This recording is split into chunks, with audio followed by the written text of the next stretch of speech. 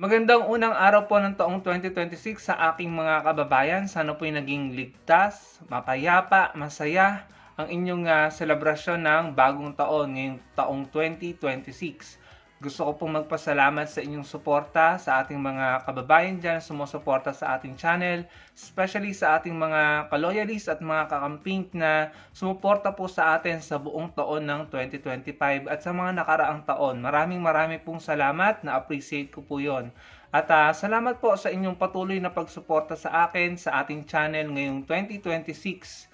Natutuwa po ako dahil dumadami po tayo ng dumadami araw-araw at naa-appreciate ko po ang inyong pagiging makabayan, ang pagkakaroon natin ng common ground na paunlarin at payamanin at paginhawain ng ating bansa at ang buhay ng ating mga kapwa Pilipino.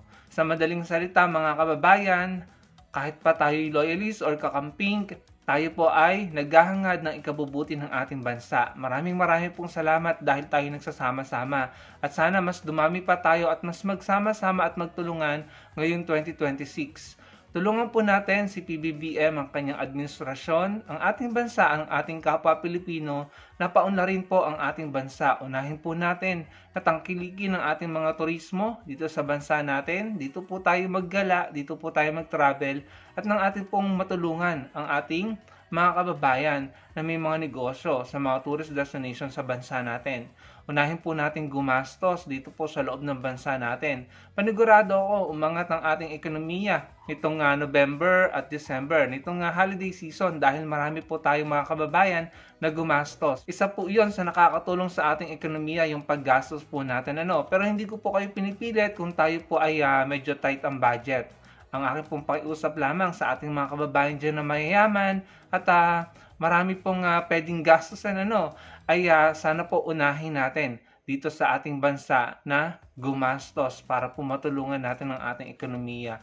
And ulitin ko po, yung tourism natin, sana po matulungan natin dito po tayo mag-travel at dito po tayo mamasyal. Dahil naniniwala po ako mga kababayan, ang una pong magpapaunlad ng ating bansa ay tayo pong mga Pilipino. Kaya dito po tayo una mag-travel, maggala at gumastos bago po sa ibang bansa. Nang matulungan po natin ang ating bansa at ang ating mga kapwa Pilipino. Pagdating naman po sa edukasyon, ating pong tulungan ang ating mga guro na nagtuturo sa ating mga anak. Sa bahay, kapag tayo po'y walang ginagawa, lalo na kapag Sabado at Linggo, turuan po natin ang ating mga anak sa kanilang mga aralin, sa kanilang mga pinag-aaralan sa school.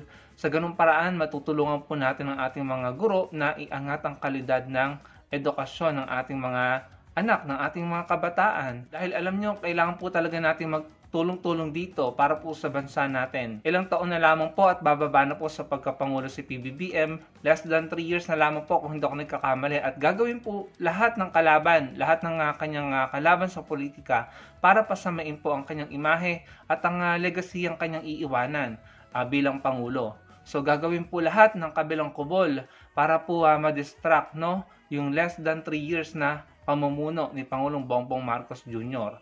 Kaya naman po tayong mga Pilipino na totoong nagmamahal sa bansa natin, tulungan po natin siya sa mga bagay-bagay na kaya nating makibahagi sa pagtulong. Yung po ay malaking bagay na po para po sa ating bansa at sa ating kapwa Pilipino. Yun po yung pinakamensahe ko sa bidyong ito mga kababayan. Sa kahit ano pong kulay natin, ang pagtutulungan po nating mga Pilipino ay may malaking bagay na iaambag or may malaking impact, positibong impact para po sa ikuuunlad ng ating bansa, pagtutulungan. Sana po, yan po yung maging isa sa pinakapahalagahan natin ngayong taong 2026. Pagtutulungan para po sa ating mga kapwa Pilipino at sa ating bansa.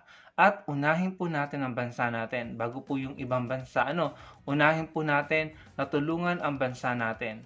At bago ko po tapusin ang video na ito, gusto ko po ulit magpasalamat sa inyong lahat, sa mga kababayan ko, sa mga kaloyalis natin dyan at mga kakamping.